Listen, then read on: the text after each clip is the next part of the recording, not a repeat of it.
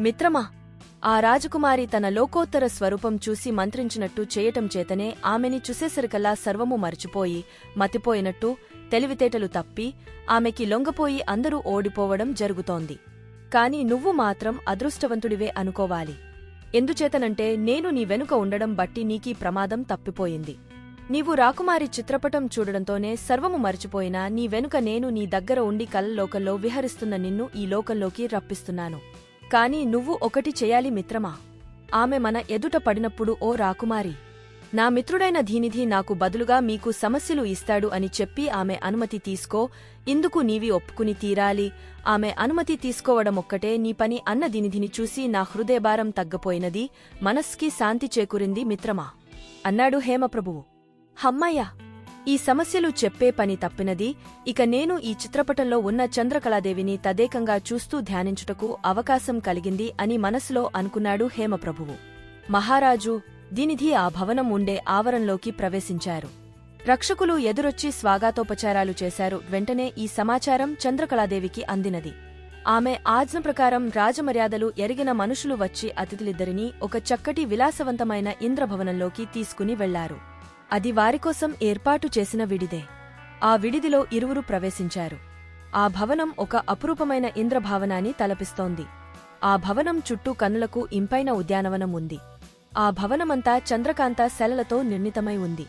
తోటలో గుబుతుగా పెరిగిన చెట్లు, పరిమళాలు వేదజల్లే రంగురంగుల పూల మొక్కలు తన్మయం కలిగిస్తున్నాయి. పరిమళ మిళితాలైన ఆ మందమారుతాలు, పక్షులు చేసే కిలకిలారాగాలు ఎంత మనోరహారంగా ఉన్నాయో చెప్పతరం కాదు.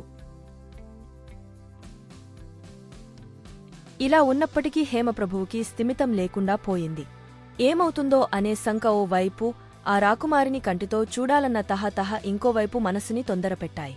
హేమప్రభువు హృదయంలో చంద్రకళ చిత్రరూపం తప్ప వేరే ఏదీ లేనేలేదు. మనసు స్థిమితం లేక పగలు గడపడం బహు కష్టంగా గడపవలసి వస్తోంది ప్రభువులవారికి. సూర్యాస్తమయం కాగానే హేమప్రభువు ధీనిధి రాజకుమారి విహరించే రత్నాల మందిరం ప్రవేశించారు. అక్కడ వారు కంచుకులు చూపిన కొలువుకుటంలో అడుగుపెట్టేసరికి దిగ్భ్రాంతి చెందారు.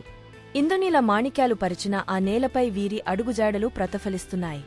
మణిమాయములైన ఆ గోడలలో ప్రతిబింబాలు ఆ దివ్య భవనంలో వెలిగే దీపాలు వేల కొద్దీ ఉన్నట్లుగా తోచుచున్నది.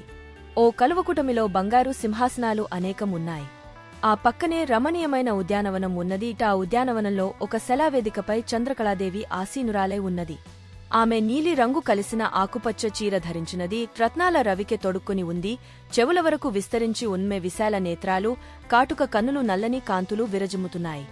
ఆమె పెదవులు లక్షాగారం పూయకపోయిన లక్క పూసినట్టు సహజమైన ఎరుపు రంగుతో ప్రకాశిస్తున్నాయి. ఆమె ఒంటికి రాసుకున్న చందన పరిమళం భావనమంతటా గుప్పుమని వ్యాపిస్తున్నది.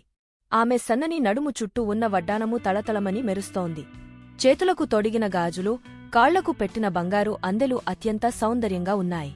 ఆమె ధరించే కరీటం నాగాజాతిని స్ఫురింపజేసే సర్పాకృతిలో ఉన్నది. అటువంటి అలంకారంలో ఉన్న రాజకుమారిని చూసి చూడడంతో హేమప్రభువు తనను తానే మరిచిపోయాడు.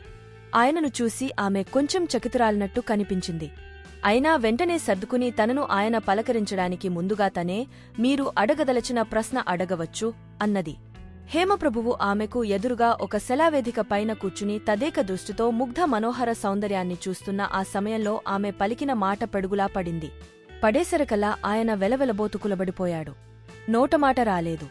అప్పుడు ధీనిధి ఆమె పాదాల చెంతకు వెళ్లి వినయంగా నమస్కరించి, ఓ రాకుమారి, నేను హేమప్రభువు మిత్రుడను. ఆయన తరపున సమస్యలివ్వడానికి నన్ను నియమించాడు. అందుకు నీవు అనుమతించాలని ప్రార్థిస్తున్నా అన్నాడు.